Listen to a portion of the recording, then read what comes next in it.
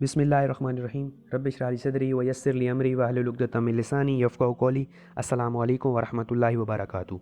आज मैं आपसे सूरह 40 की आयत 64 के बारे में बात करूँगा। अल्लाह पाक फरमाता है वसव्वारकुम फ़अहसना सुवारकुम। क्या खूबसूरत तर्जुमा है इस आयत का। अल्लाह फरमाते हैं इस आयत में कि मैंने तुम्हें संवारा। बाकी चीज़ों के बारे में बात करते हुए अल्लाह ने फरमाया कि उन्होंने आसमानों और ज़मीन को बनाया, लेकिन हमारे बारे में बात करते हुए अल्लाह फरमाते हैं कि उन्होंने हमें संवारा। और अरबी ज़बान में संवारने का मतलब है किसी चीज़ को ऐसी शक्ल देना जो खूबसूरत भी हो और बेऐब कामिल भी। अल्लाह ख़ुद फरमा रहा है कि मैंने तुम्हें बनाकर बहुत बेहतरीन काम किया। और अल्लाह नाज करते हैं कि किस तरह उसने हमें संवारा है। और आपको पता है कि हम नाशुक्रापन कैसे करते हैं। मैं इतना मोटा हूँ, मैं इतना पतला हूँ, मेरे मुँह पर धब्बे क्यों हैं, मुझ में ये क्यों है, मुझ में वो क्यों है, मैं अपने भाई की तरह होशियार क्यों नहीं हूँ, मुझे इतना गरीब क्यों बनाया और वो इतना अमीर क्यों है, मुझे ये क्यों नहीं मिला, मुझे वो क्यों नहीं मिला। और आपको पता है कि ये सिर्फ हमारे माशरे में नहीं बल्कि सारी दुनिया का यही हाल है।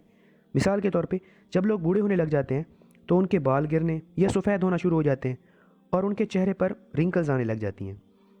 और यहाँ multi million dollar cosmetics industries आपको यकीन दिलाती हैं कि आप सारी उम्र 25 साल जैसे जवान और ख़ूबसूरत लग सकते हैं, मगर बिलाखिर आप ज़ूम्बी या क्लॉन लगने लग जाते हैं।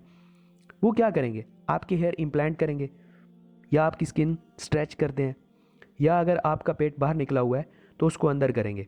ये सब करवाकर आप दिखावा करेंगे कि आप अभी भी जवान हैं। अल्लाह कह रहा है कि अपने आप को कबूल कर लो जैसे भी हो। मैं मानता हूँ कि तुम खूबसूरत हो, तुम्हें क्यों लगता है कि तुम खूबसूरत नहीं हो, क्यों हमेशा खुद से नाखुश रहते हो।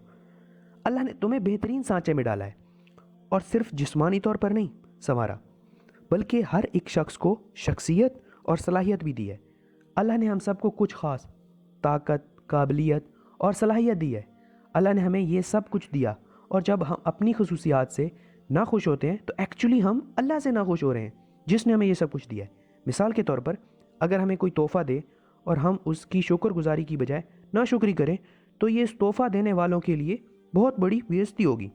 जब हमारे पास जो कुछ भी है वो सब अल्लाह की तरफ से है, तो हमें चाहिए कि हम इन सहूलियात की वजह से, इन काबिलियत की वजह से अल्लाह का शुक्र अदा करें।